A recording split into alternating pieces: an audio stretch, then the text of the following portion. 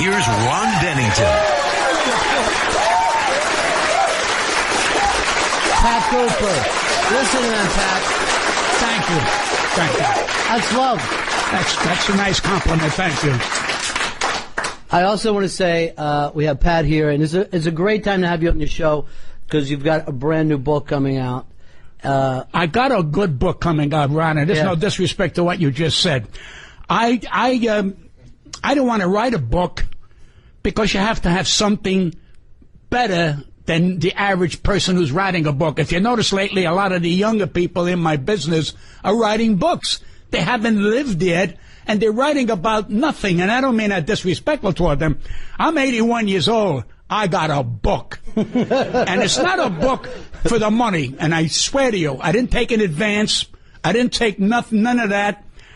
When they said, my friend Steve Garrett says, Pat, why don't you do the book?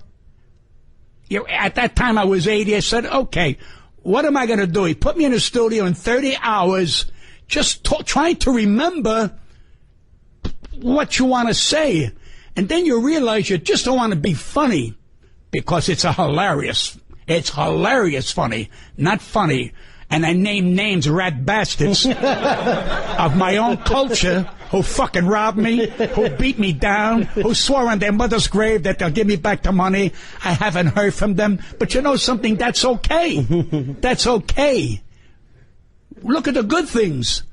The good things are on page 17. After that, the book goes in the fucking toilet. But this is an interesting thing to write something. If people are concerned with me, my family don't like me. How the fuck do you people want to buy a book? But it's so interesting that you turn around and you wind up living to be 81. And my father told me, and I swear to you, every time he would look at me, so one day you're going to die. That was when I was 6. Oh, to God. And every time I got a little thing, in an Italian family, you're in a box. Shut up, get a job, and pass gas. That was it. That was it. You're an Italian, shut up. So when you try to become funny, they thought I was a buffoon because my sister sang off key. They thought she was another opera singer. She couldn't fucking hum. But for me to be funny, they didn't get it. And they passed away not getting it. And that's what I put up, the sad thing. That's enough. What else you want to ask me? No, I thought I took over. I was going to ask you questions. No, it's fine, Pat. By the way, this is a children's book. I don't know, you're Pat here, but I wish children would read it because it's not a. You can learn something from any book you read, and the big books today are the diet books. That's what we're making all the money. I don't want a diet. If I was fat, fuck you, I'm fat. I love being fat. We all got to be fat, and we all got to be skinny. When I see people say, Jesus, I got to watch my diet, don't swallow. Chew a lot. Be what you are. There's no such thing as fat or skinny. It's human. I got a friend of mine's 362 pounds. He runs like a deer. Then he died. He died. He was, I think, 79 years old, trying to climb a tree after a bear. You don't do that. All right. Well, Pat, one of the things about your book, and you did say I would recommend this to young people because there's a lot of life lessons. Thank you. And what plays a big part in Pat's life is not respect, not only that he gets respect, but the amount of people that you pay respect to in this book. I think people are going to be surprised by some of those life lessons. Well, I mentioned comics that wouldn't mention me in their book. Lisa Lampanelli. Okay? She wrote in her book, "You're my inspiration." I went home, I was going to cry. I'd never been an inspiration to nobody. We did roasts together. Roasts. There's nobody on the planet, and you can go to your grave and listen to what I tell you, could shine my shoes at a roast. I closed the last 15. This woman turns around and talks about her roast with Jerry Lewis. Don't mention that I'm in the fucking building. But yet I'm her inspiration. Okay? She's not in the business yet. Talks about having oral sex with a black man, and she's a star. I had an oral, sex with a black woman, and I gasped. But I didn't tell everybody on the stage that. It was the most beautiful thing. The woman, the only thing is she wanted to hit pom-poms as I was eating her up alive. And was wondering, then I heard this. And I said, thank God he's around. Right. You're right, Pat. Kids should read this book. But you do, some of the Vegas stories that you've told in here about people that you said, no, I want them to close after me because they've been in the business longer, great singers, and the way, there's a professionalism that plays throughout the book that I think a lot of young people can learn about. Well, I opened my mouth in Vegas when the foreign entertainer, the Tom Jones and the Humperdinks came in, and the Petula Clarks who came from another country, wonderful, talented people, would not give an American comic billing on the outside or billing on anything. So I went on radio, which is you're not supposed to do that, and I went after Tom Jones, I went after Humperdinck, and I went after Petula Clark. Downtown, hey, downtown. I said, you're full of crap. What about an American should be put up there? It's our country, you sick bastard. I said, what's the matter with you? And shit hit the fan. How does he think he is? Who does he think he is? The next day after that was presented over the air, Freddie Romer's name, George Wallace's name, and Johnny Dark's name. Not one of them fucking thanked me. They asked George Wallace, another rocket scientist, Pat does something very nice. I don't want to get involved. When you don't get involved, you know what happens? You die of thirst on the desert because you didn't bring the fucking water. No common sense. A Jewish word is called sekel. Sure, you don't like that word. So that's what I'm saying. I put my foot where my mouth is. But you know something? I never made Rodney Dangerfield fame, Bob Hope fame, or Richard Pryor fame. I did Richard Pryor roast. I was the last one before he came on. He was in a wheelchair.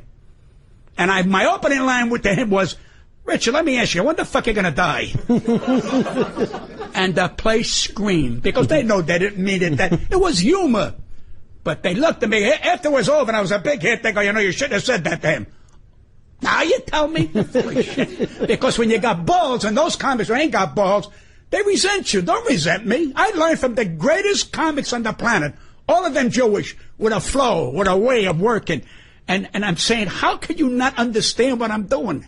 Because when you're different, people get afraid. That's why Richard Pryor, who was not only funny, he was different. He brought a lot of different things to the table. He opened up a lot of things. Same with George Carlin. These guys were brilliant, genius.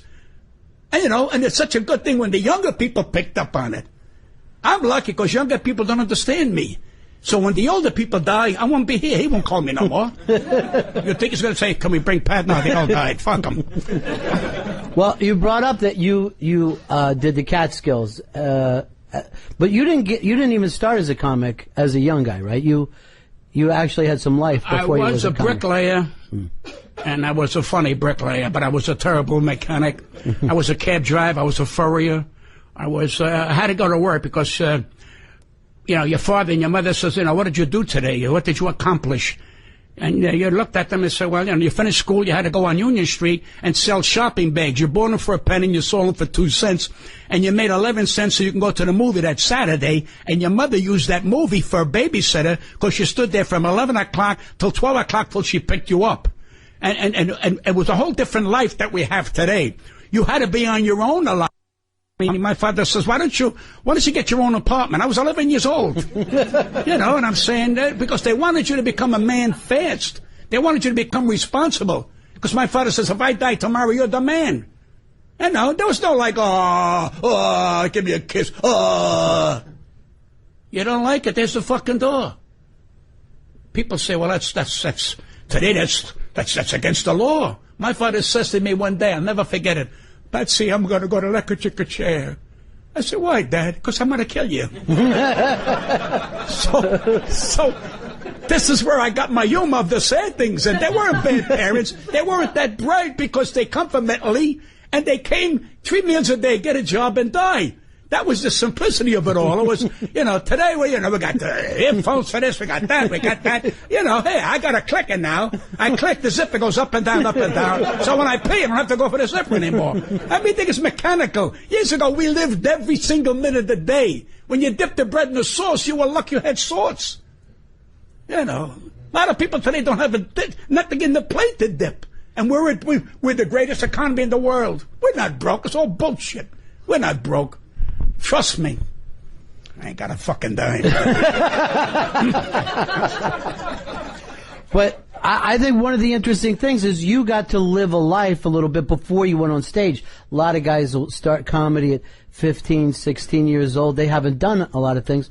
You know what it was like to be an adult before you started your craft. I stepped out on the street corner when I was a kid. Mm-hmm. I couldn't wait for summertime because I was on the corner with all my friends. I would do Al Jolson. I don't know if you people know who Al Jolson is. And then I would do Cagney, and then I would do Clark Gable, and I would do that. And that was, Jesus, I was... And my family didn't understand. What's that stupid thing? What's that stupid thing? There was a thing called the Fox Theater on Flatbush Avenue. Every Monday had an amateur hour. My sister's going to sing Ave Maria. In a neighborhood, mostly Italians come there, okay? I'm in the audience with my father and mother. And my father and mother bought my sister flowers before she even went on. I get a tap on the shoulder. My sister says, they need somebody here for another act. Can you do that thing that you do on the street corner? I said, okay. All right? Biggest mistake I made. She goes out there, oh, say Maria. You know, it's a very religious thing. And the people applaud. I go on after her. I'm doing impressions of musical instruments. I'm doing Cagney. I'm doing this. I win the prize. She got second, come in third, pay $280. I turned around. I win the prize, which was $25. My father wanted to kill me. My mother hit me with the flowers. How could you do it? That stupid thing you do. I says, what's stupid? What's that name of that stupid thing? And I says, Jesus, everybody else liked it. The whole audience liked it. But they didn't understand. My father was embarrassed. He made a fool out of his sister. I said, no, I didn't do that. I didn't ask nobody. She called me to go backstage. And that's when I met Joey Adams, who was married to Cindy Adams, who was in the paper, you all know her. And he took me around and made me do other amateur shows. And that's the end of my story. And at that point, how did you start working the Catskills, Pat? What? Oh, that... You know something about the Jewish culture. You got to understand. To learn about people, learn about their culture, and understand their DNA. Now, we didn't know DNA in those days. I would say, geez, why are they funny? Why? They're all Jews. Milton Berle and George Burns and Jack Benny's and Henny Youngmans and Fat Jackie Leonard. Why are they all Jews? Why didn't God make a couple of Italians funny? You know? And then I says, wait a minute. You learn off somebody. You don't become anti-Semitic, anti-Italian, anti-black. You learn. Say, wait a minute. What have they got that I got? And I had the same thing. I had a flow. Telling a story, doing my impressions. And I said, Jesus Christ. And I started working. Oh, I worked a place where I didn't have an act in Maryland, a vaudeville house. I had 7-8 minutes. I'm supposed to do 12 because you had to coincide with the movie. 4 shows a day. I was the worst. The guy didn't know, says, how dare you come here? You don't have an act. I says, you need an act? How do I know about an act? But I did it. I got thrown out, but it didn't stop me. I went on to the next thing to get thrown out because that's how you learn. You want to be a good fighter? Get in with people who can fight and you learn. You don't go anti-this, I hate that. Comedy is such a precious gift, particularly if you're born natural. You know, we have a lot of comics out there who shall be nameless, are not natural. They're funny, boom. But if you interrupt them, they got to go to the beginning again. That doesn't mean they're bad. That's okay. I'm natural. I'm funny all the time. I go to a funeral and I go... Get up, cut the shit, and get up. and my father would punch me. I say, he's 96 years old. What the fuck you want? We should go and get drunk. The poor guy. What poor guy? He lived to be 96, for Christ's sakes. It's like a woman goes, Your Honor, my son is a good boy. Please don't torture him. Don't kill him. He killed 19 fucking people, lady. What, are you kidding me or what? That's the truth. But Mama with the big cross comes out, and she's pleading for a piece of garbage. Yeah, a piece of garbage who kills people and says, I didn't kill nobody. I didn't kill a fly. And my father says, you're out of order. I don't like your attitude. That's what the fuck you're talking about. But to become successful, I felt I did them a disservice because when I became successful, they couldn't handle it, and I lost them. I lost my mother, my father, my first wife, my kids, because there was now money involved. I was starting to make $15,000 a week. $15,000. I was getting $20,000 for one show, club dates. And I said, and my father says, don't lose your union card. Ah, my union card. My bricklayer tools I threw in the Gowanus Canal. You fucking nuts. Because he was saying, there's no tomorrow. What the fuck do I know about tomorrow? I'm living today. I show him a check, $15,000. He goes, that don't impress me. Who the fuck wants to impress you? What is your problem? Because you have an attitude. And this is what kills you. My aunt came from Italy. Married my uncle. They were going out for years. And the day I met her, they come off the boat, and I got a comedic mind. And my uncle says, this is your new aunt, my Uncle Viducci. What a wonderful man. God bless him. And I looked at her. She looked like Edwin G. Robinson with curls. So I said, hello, I'm doing that. And then my old man gave me a shot across the face. This is what killed me. Now, over the years, I would go see her. Hello, Aunt Lena. When's Uncle Vito coming? Oh, Pascal, sit down and make us something coffee. And my father one night said to me, don't go see your Aunt Lena when your uncle's not there. What? What? You think I would jump on my Aunt Lena, who looks like Edwin G. Robinson with curls? Give me a fucking break. How dare you insult me? Is this the kind of son you raise? I don't care. Don't go there. Because the people talk. No, you fucking talk. What are you, sick? I'd rather bang a fucking tree, for Christ's sake. Give me a break. That's what hurts me, that a father would even think that that's the kind of son and I got manners beyond manners. And I told my father, I didn't learn manners from you. I learned it from the street.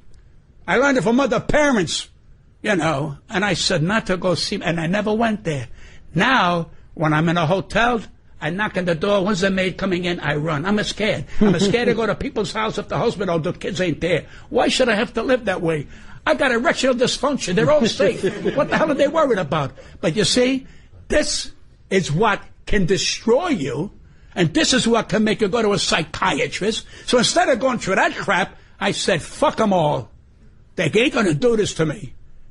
I got divorced, and a couple of years later I remarried to a woman of 44 years who I lost 7-8 years ago, okay? And I lose an ace. But I had her for 44 years, and I got a daughter. So, and they're still pissed off. My son wrote a book about me. I don't know, fucking nuts. They don't give a new life. You're 50 fucking years old. What do you want from me? I wrote a book. You know why? They don't have a life.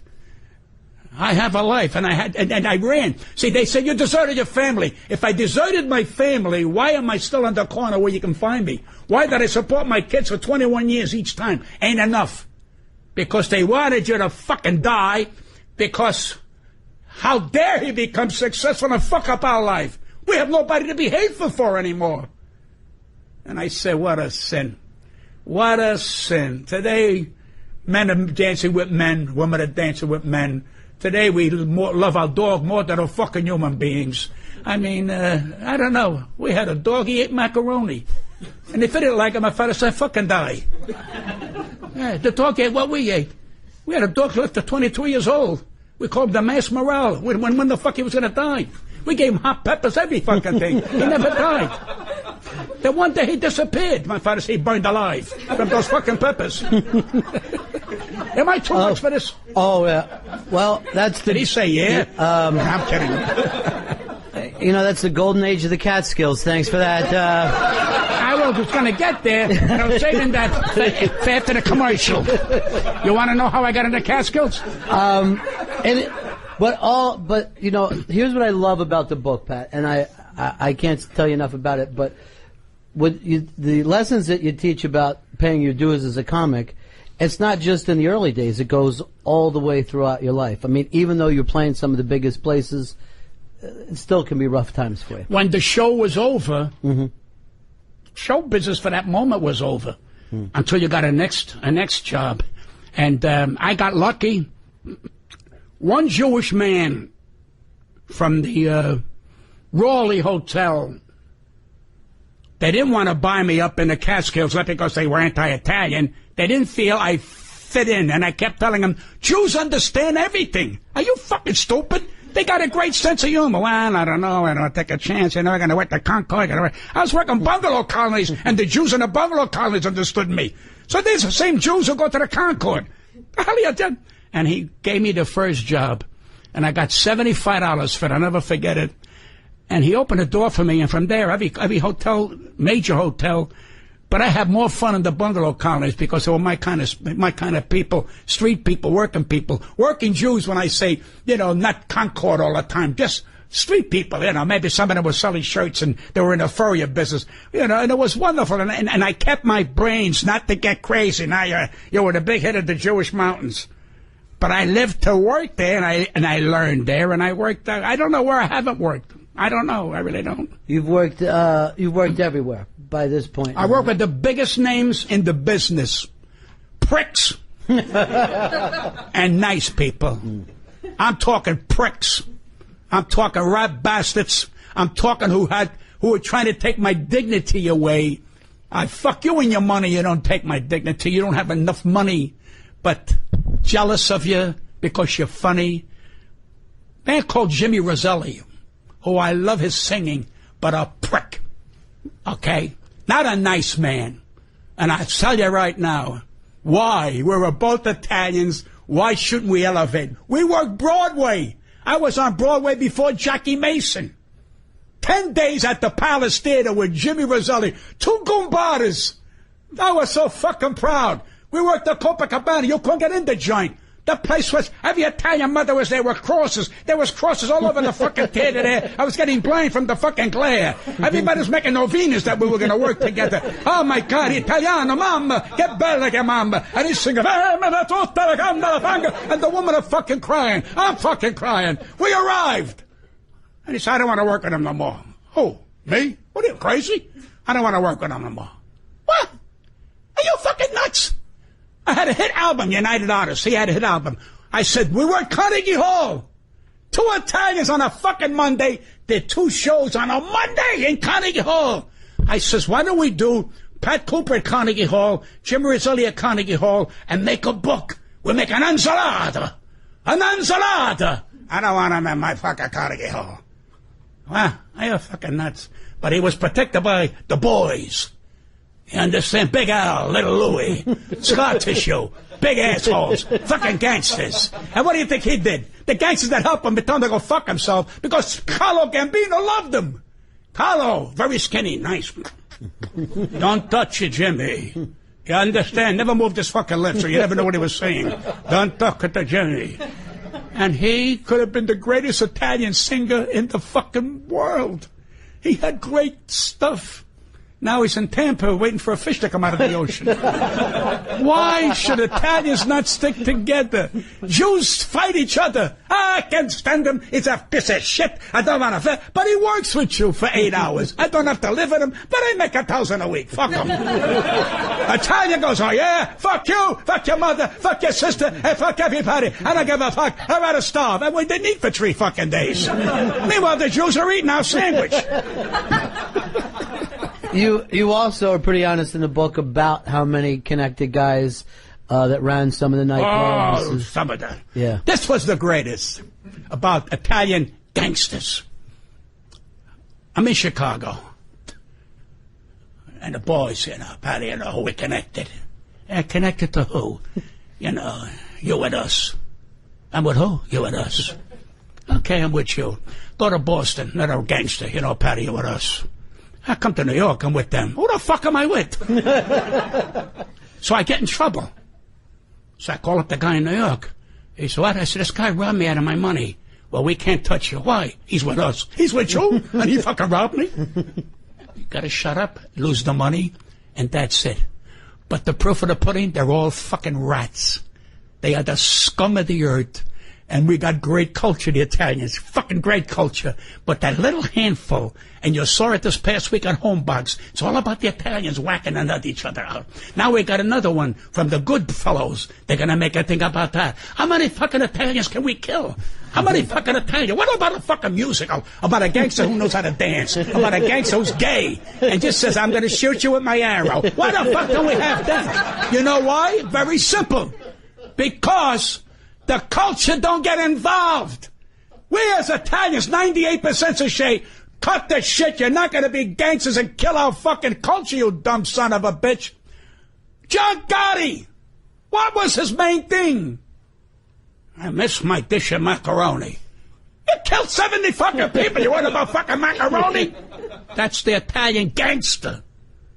But you're not allowed to say that. Anybody wants to kill me, if my life is worth their life, they're stupid. Now they're in prison and double-crossed by their brothers, sisters, aunts, and uncles. And I open my mouth and you shouldn't say that. Why? Because nobody else would say it. I say it. And I was beaten by the fucking best. You read that book. Mm-hmm. I can tell you when they punch me in the fucking window. I didn't even want to go into that. Go ahead. But again, that's your street smarts of being able to kind of make it through that world, to know the ones that this person has a little respect and can take care of it. Philadelphia, you felt like you were very taken care of at the clubs there. You got respect. Well, Philadelphia, you had an Italian called Palumbo's, one of the kindest, most generous human being in the world. A pleasure to be Italian when you meet these kind of people. And all he wanted to know is, what could he do for you? What do you need, Pat? We love that you're working for me. I'm looking at this guy like he's nuts.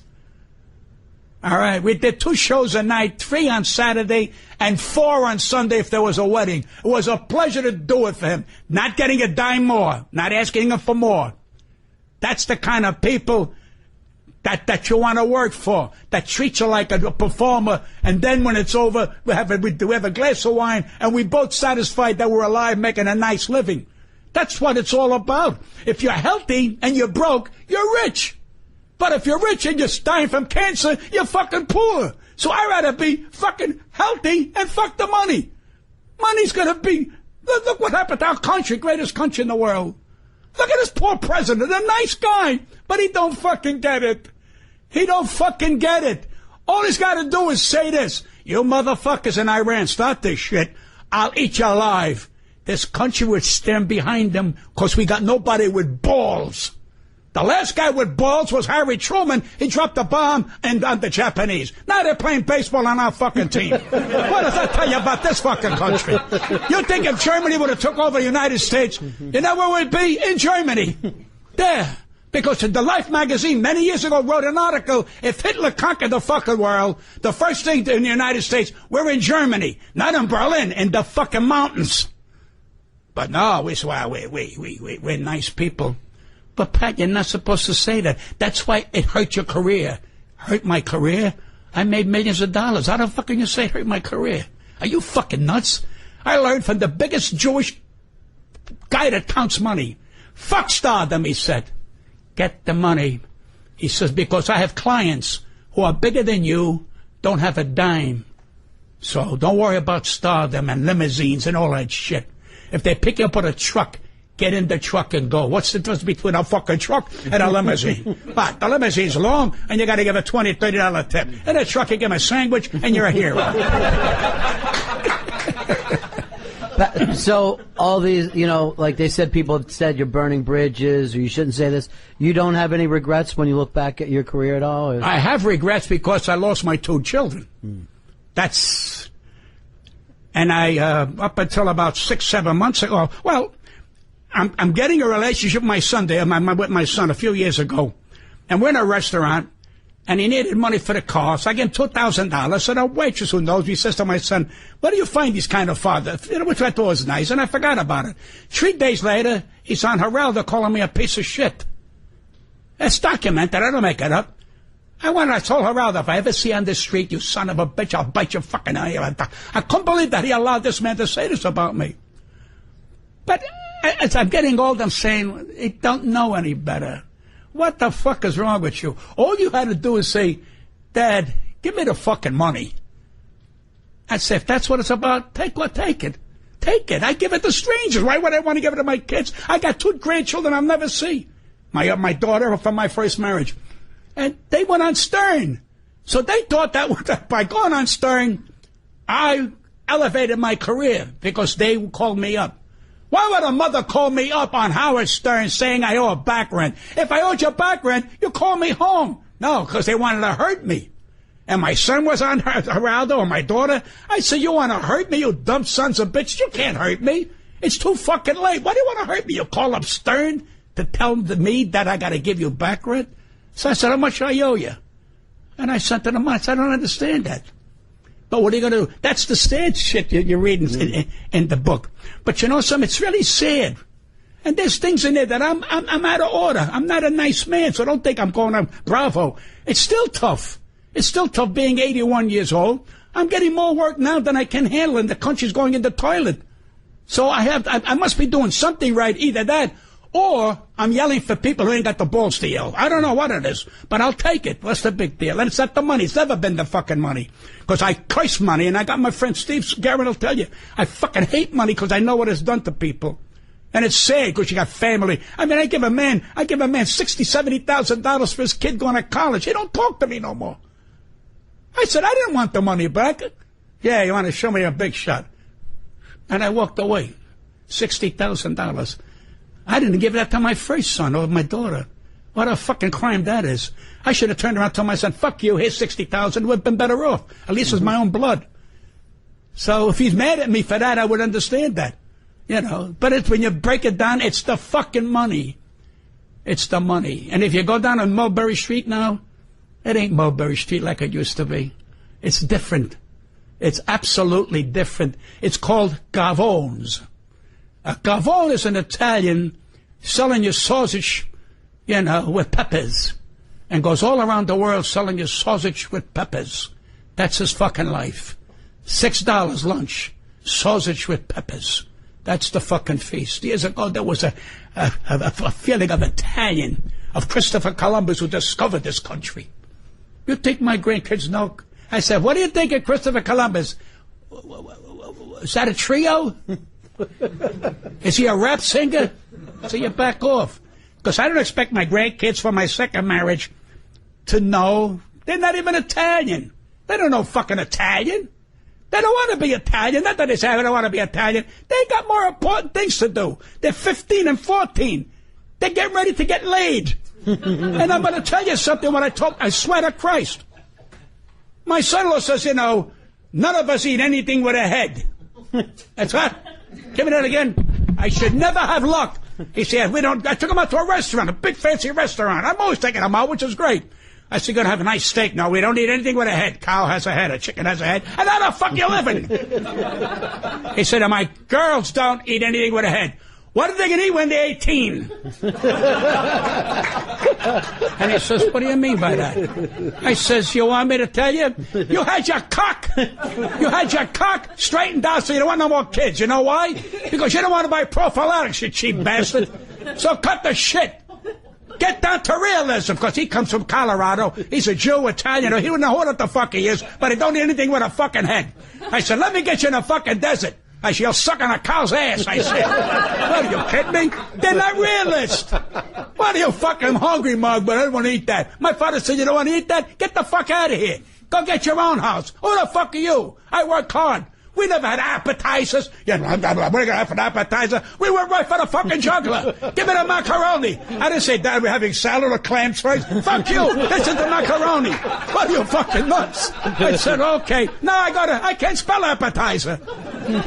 They said, Pat, what do you want for an appetizer? I said, I don't mean to be rude. Just give me the steak. But what do you want to get to the steak? Give me the fucking steak. I'll pay for the fucking, now. Tree color.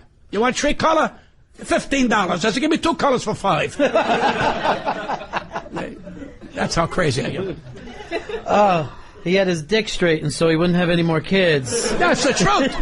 Right? And I said, no, because you want to save money on rubbers. Who the fuck you boy? I said, talking about my daughter. You laid my daughter. You screwed my daughter. What? That's out in the open. And when my girl's not going to get the tickle, what are you fucking kidding me? I said, that's human nature. So they're going to get laid. Fuck laid. Whatever you want to call it. That's human nature. Be honest. Put it on the table and forget about it. That's life. Oh, but this kid ain't going to get laid. I says, everybody gets fucking laid. I can't get laid because I can't do nothing. I can't even find the fucking thing anymore.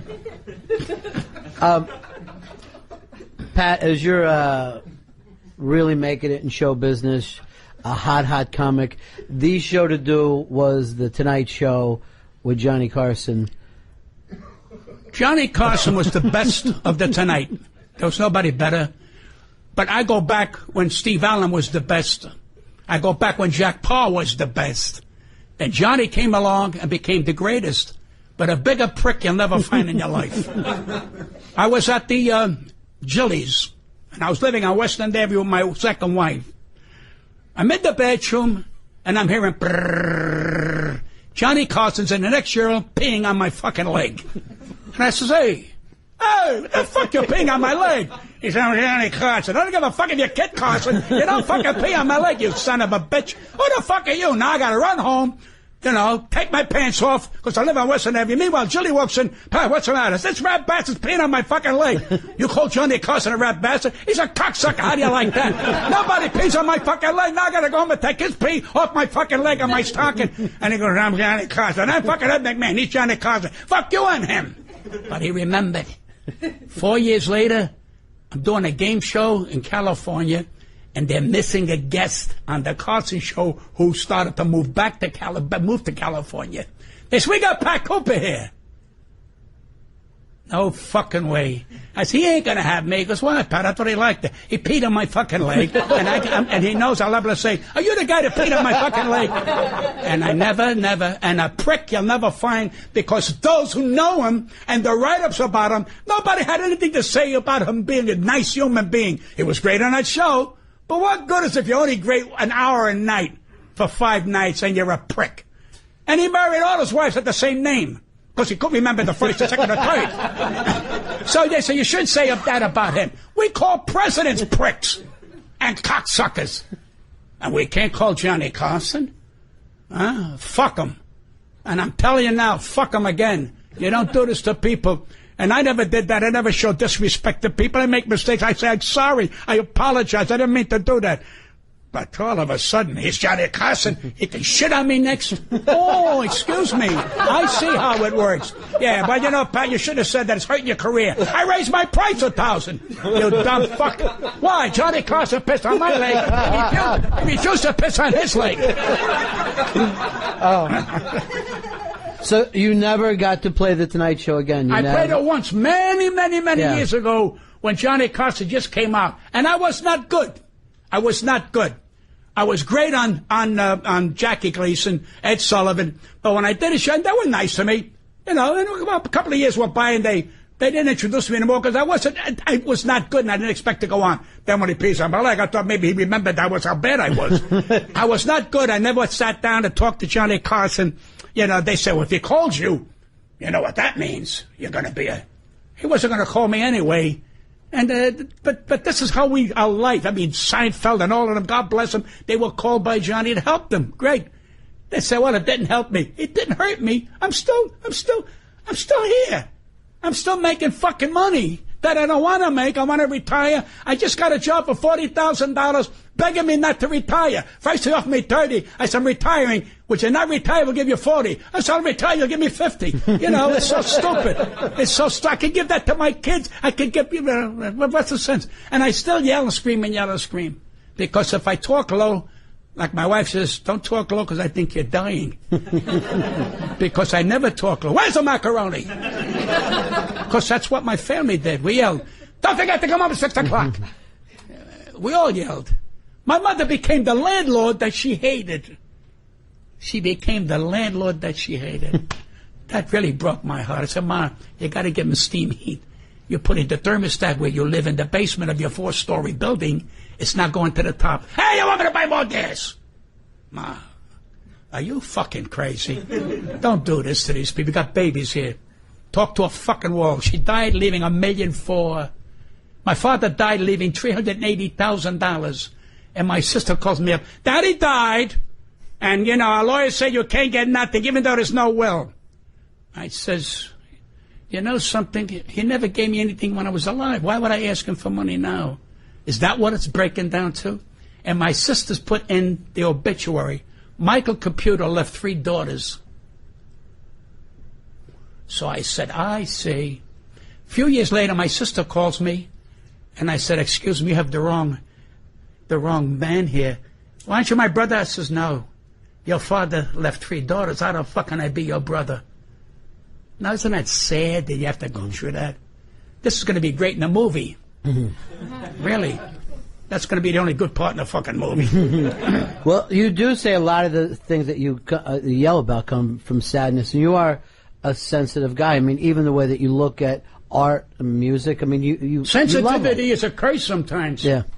And what's wrong with being sad? What's wrong with crying? What's wrong with crying?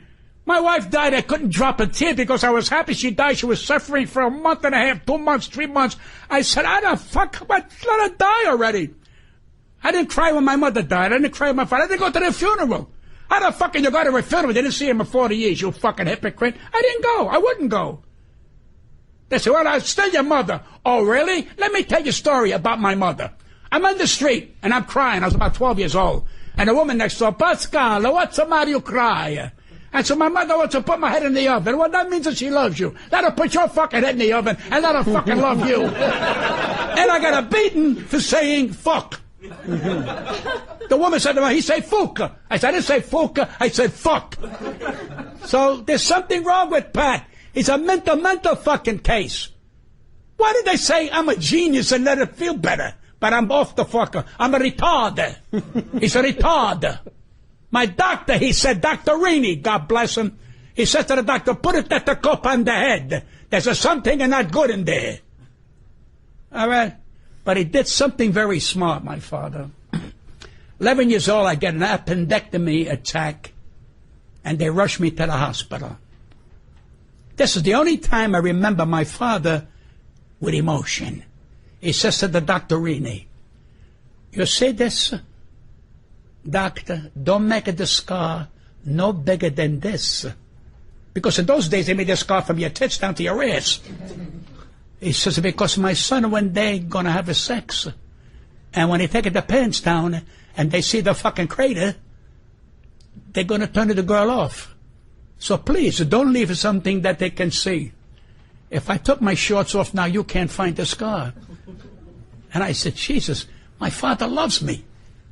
Because he wants me to get laid in the future. In case I get abroad, he goes, can I see what you got in your stomach? You know. I said, wow, that's the only time I remember my father caring about me personally, that I'm going to get laid when I'm maybe he didn't know I got laid already.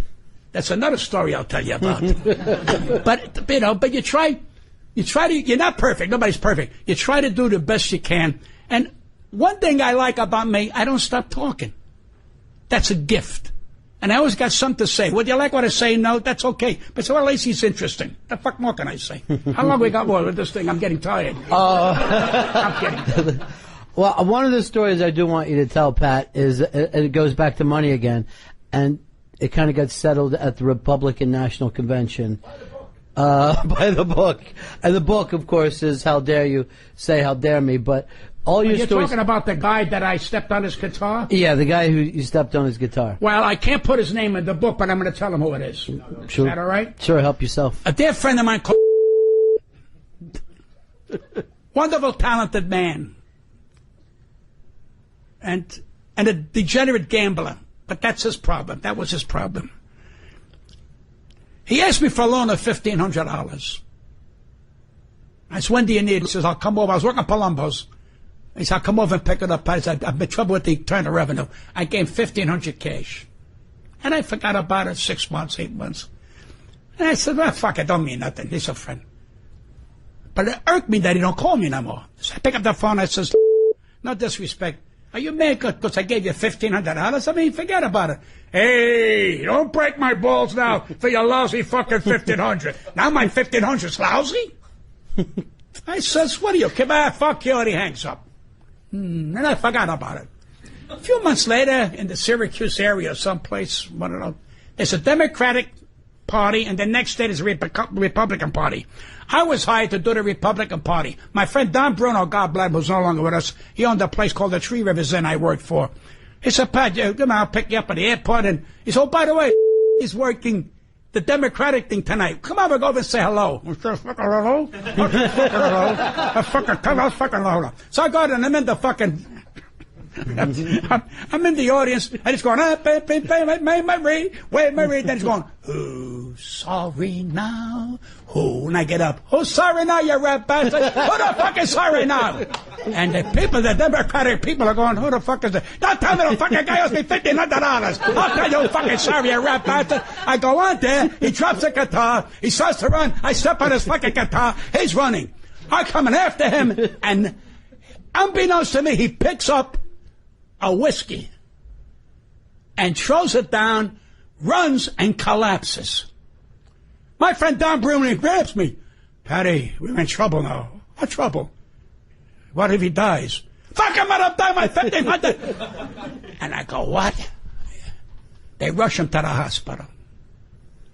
Now I'm scared shit. And I said, Don, what am I going to do? So I called up the hospital. He said, nice, they sedated him. I said, jeez, I gotta go there. I gotta talk to him. What the fuck is this, Patty? He drank something he shouldn't have. And the shock hit him. And let me go to the fucking, do anything at the hospital. 2 o'clock in the morning. Maybe you could tell him. 2 o'clock in the morning, we go in there, and he's over there. Kumbara, Pat Cooper. Where's my 1,500 Yo, cocksucker, you think I don't know what the fuck you are? And I walk out. 2 days later, he calls my friend Dominic. I had a nightmare the other day.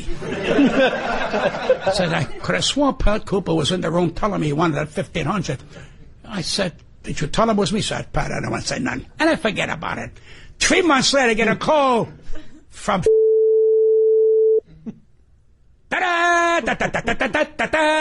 Patty, lay off with that $1,500. I said, fuck you. What? Fuck you again. I ain't gonna get the money, so fuck you. And hey, this is it's okay. I go to Palumbo. I said, think I'm being threatened. Frank Palumbo calls up, lay off Pat Cooper. He's a gentleman. 3 days later, they kill in a car. Okay, so I said to myself, isn't that sin? The guy owes me $1,500. I was ready to forget about it, but it wasn't over. This is the coup de grace. I'm in Florida at the dog track. I said, Pat, your friend is down there. Where? He's at the end. Pat Cooper, you rat bastard! And he starts to fucking run. And I didn't run after him because I figured this cocksucker gets a beer. This time he'll fucking die. And that's a true story. I never got the 1,500, but I got my Steve. You all right? Don't fall asleep, Steve. Are you mad at something, Steve? You are? He's mad. He's playing with his fucking phone while I'm talking. You don't have to worry about getting sued because we're gonna we'll bleep every part of it. We'll bleep I said in front in the book I don't mention their name. Right. But I want them to know.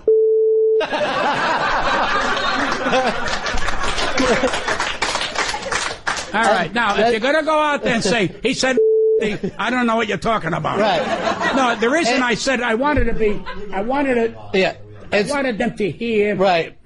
Because it's a terrible to say, I don't want to mention names. They want to fucking hear names. Right, I know. But when we hear it on the radio, it's going to sound like, doot, doot, doot. The whole time we're going to bleep it all, Pat. Because, well, why don't you say something when you tell me to tell the fucking story? Well, in the book.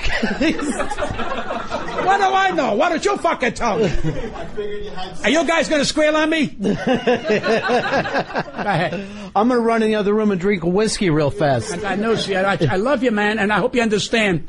It's more fun if I could have put those names in the fucking book because it's the truth. What are they going to sue me? He's fucking dead. My luck, you come out of the fucking dead and want another 1,500. What am I going to do? One of the things that I love about the book, you talk about as a kid sneaking into the Paramount to see Martin Lewis when you were a young person, and then you look at the front of this book, and never tell your children it can't happen. If they want to do something that's strange to you, and I don't mean drugs and shit like that. If they say, "I want to be a movie star, Dad," don't fuck with them. Say, "Okay, can I help you? Let's see what you got. Let's see if you got talent." I ran away from home maybe 15 times. No one came after me. I sit in the Paramount Theater years ago when all of them had stage shows, and I saw Sinatra when he was with Tommy Dorsey's band, and Perry Como, and nobody knew who he was, and Dean and Jerry, who started to become the nationwide comedy team. And I went into the theater, and I stood for all 6 shows, and then go outside and watch them throw pictures outside, then sign, and they were like God, Dean and Jerry, and I'm going, Mother of God, Jesus, wow, and I wasn't in the business yet. A few years later, Jerry's in my house eating pasta fusilli, peas and macaroni. I worked the Dean Martin show. I worked with Frank Sinatra, and I saw him when he was with Tommy Dorsey's orchestra. I became friends with these people. A lot of them are scared of me, but that's okay, too. And because, when you stand up to a star, like a Sinatra, everybody says, "Shit, you're working with Jesus Christ." I says, this man is not nailed to a cross, and he's not Jesus Christ. He's a human being that sings wonderful, a fucking beautiful singer. And I'm working with him at the Sands. And he tells Jilly, "Tell Pat to take that thing out with the Saints." I knock on his door, "Frank, did you tell me to take that thing out with the Saints?" No one spoke to Frank that way. I said, "Do I tell you what songs to sing?" That was the end of me with Frank Sinatra. Yeah. A week later, after I closed with him with the Count Basie band, I worked down the street at the Fremont with Joe Williams, a great singer, a fucking great singer. I got $5,000 to work with Joe Williams. To work with Sinatra, I got $1,000. Fuck Frank, I went to work with Joe. Because that makes common sense. And I became friends with Frank Sinatra. We did a benefit, and he said, "Pat, bring me on first." He said, "Because I'm working Caesars." "Okay." He said, "I'm doing 3 songs." That's okay, Frank. And he starts to sing. He starts the 4th song. I run out. "Oh! How many times I told you 3 fucking songs? What are you starting the 4th song for?" He falls down laughing. 2 years later, we're roasting a Tommy Lasorda. He comes over and, "Hey, Pat, yeah, Frank, can I do the 4th song?" You don't know. People should tell those stories. I got comedy friends of mine say, "Put that in your book." I don't want to upset them. Fuck them. What do you mean upsetting them? They're fucking human. "No, Frank ain't human. He's in the fucking ground." What do you mean he ain't fucking human? Who's in the fucking ground? Jesus Christ is in the fucking ground. They took him off the cross so he don't sweat the fucking blood on it. He's in the fucking ground. The fuck is wrong with you? "Yeah, but he's still Frank." Fuck him. No disrespect, but that's the common sense. I wish I had a sense of humor. Your favorite director all time, Marty Scorsese, calls you up and offers you a part. Seems like. Let me ask you a question. Yeah. Do you want me to tell the whole fucking book? Well, you do whatever you want, but I'm going to tell what I want to tell, and I know what you want me to tell. Yeah. Martin Scorsese. Can we use his name, by the way, Martin Scorsese? I got a call a few years back. I know Martin Scorsese's reputation. Wonderful Martin Italian. Oh, wow, gee, was not a, wow, De Niro, raging bull. This woman calls us, "Pat, Martin Scorsese's a big fan of yours." I said, "Geez, that's okay." It's his 50th birthday. Would you come and say a few words? We were surprised because he loves you. I said, "Okay, raining like a bastard. Nobody picks me up. I take a subway to 60 Columbus Circle. There's a restaurant, Italian restaurant. So I go in the vestibule next to the restaurant. They say, "You can't come in now because, you're the surprise." I said, "But I'm getting fucking soaking wet here." They said, "Pat, another few minutes." Make a long story short, De Niro's there, Tony Bennett's there, Joe Pesci's there, Sharon Stone's there, all stalkers. And I go out there and fucking wipe them out. I mean, fucking wipe them out. Holy shit, fucking, I love you, fuck, I love you, fuck, I'm gonna die if I love you, nobody like you, fuck. 6 months later, I get a call, Martin wants you in his movie. Casino. They're doing it in Vegas, and I lived in Vegas at that time. Okay? I read the script, Pat. This is Spence with his mother, wonderful lady. Hi, Ma, how's everything? I'm fine, where'd you go? Cut! Cut? I didn't say a fucking word is, that's it? Yeah. That's what you give me?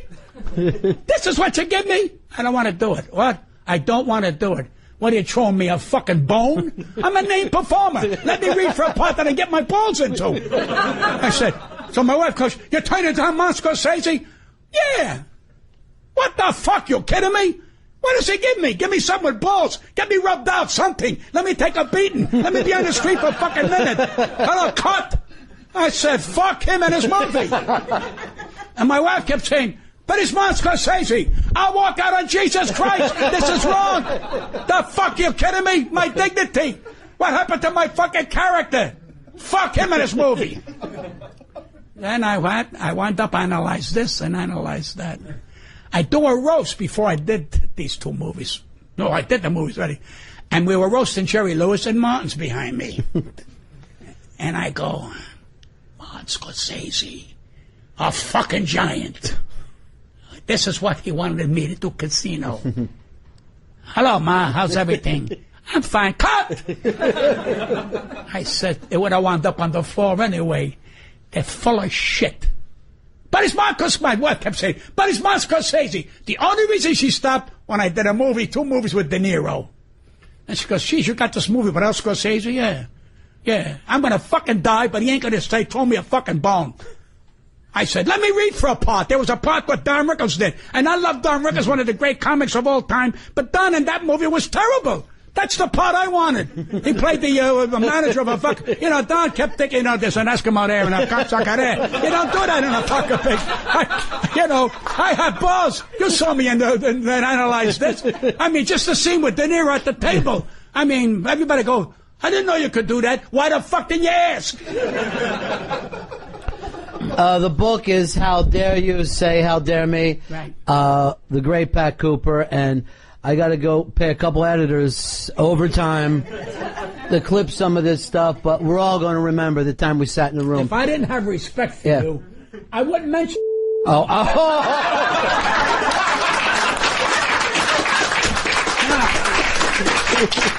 If they arrest me, that book will go off the shelf. The one and only. I didn't do it, excuse me, 1 second. Yeah. I didn't do it to be a wise guy, and I didn't do it to show. I had to, so when you're telling the truth and you say, I don't want to mention names, you want to hear the names.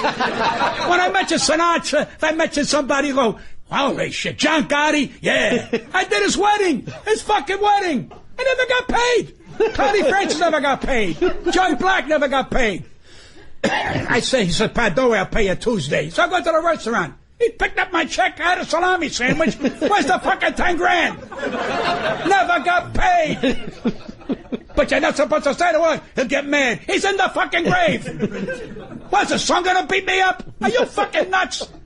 They're all cowards. They're fucking assholes. So you put a bullet in me, they say, at least he said they were assholes, so they fucking killed him. It's a pleasure to die when you have cocksuckers like that who would turn around and hurt nice people. I'm a nice person. What the fuck is wrong with them?